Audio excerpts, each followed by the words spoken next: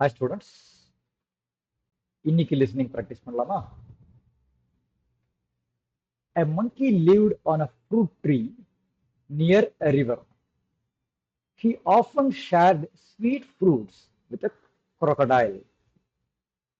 The crocodile took some fruits home to his wife. After eating them, she became greedy.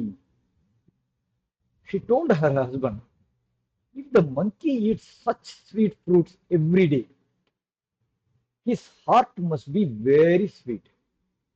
Bring me his heart. The crocodile was troubled but agreed. He invited the monkey to his home across the river. While carrying the monkey on his back, the crocodile revealed his plan. The monkey remained calm and said, "Oh, I left my heart on the tree. Let us go back and get it." The foolish crocodile returned to the tree. The monkey quickly climbed up and escaped. இப்போ புது வார்த்தைகளோட அர்த்தத்தெல்லாம் கேட்குது. ஃப்ரூட்னா பழம், ட்ரீனா மரம், ஷேர்டுனா பகிர்ந்துக்கிறது.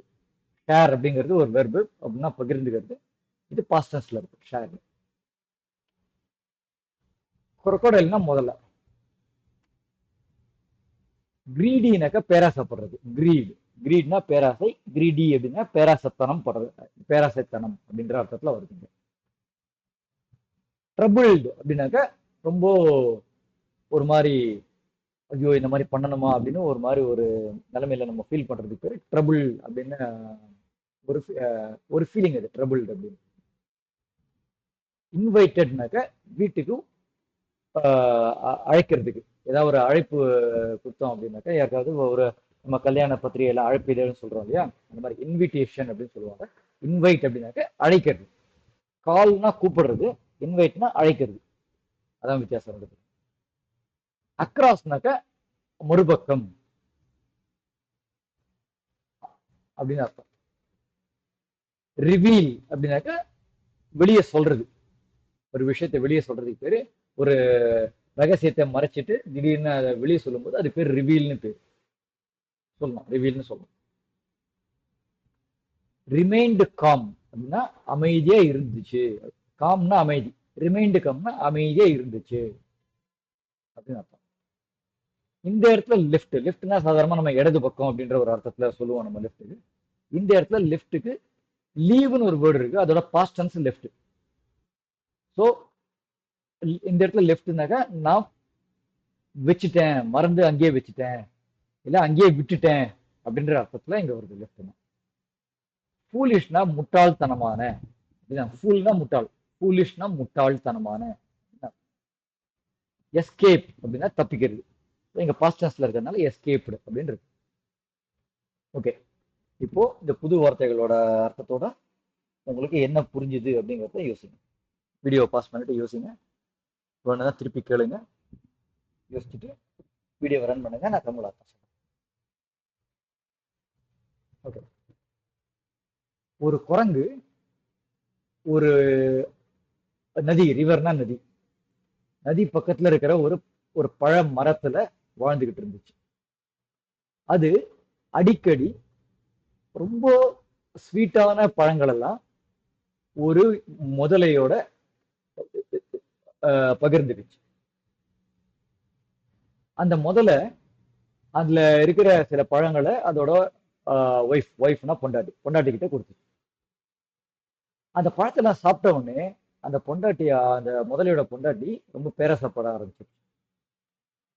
அது அதோட ஹஸ்பண்ட்னாக்க கணவன் அதுகிட்ட சொல்லிச்சு,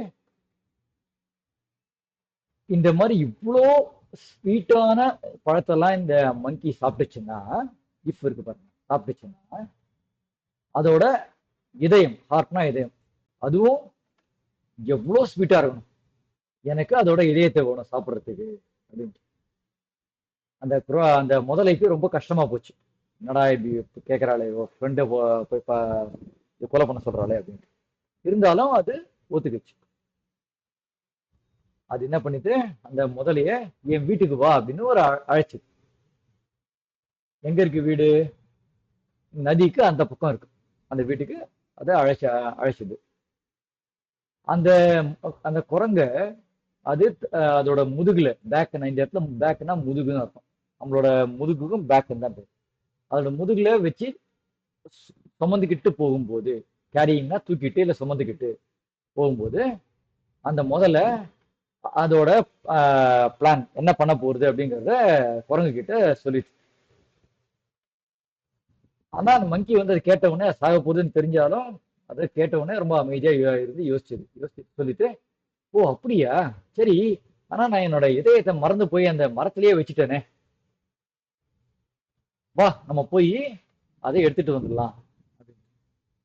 அந்த முட்டாள் முதலையும், ஏன் முட்டாள் இது, இதயம் இல்லாம இருக்க முடியுமா ஒரு குரங்கால அப்படின்னு யோசிக்கணும். அது யோசிக்கல, அதனாலதான் அது முட்டாள். அந்த முட்டாள்தனமான முதலையும் திருப்பியும் மரத்துக்கு திரும்பி போச்சு.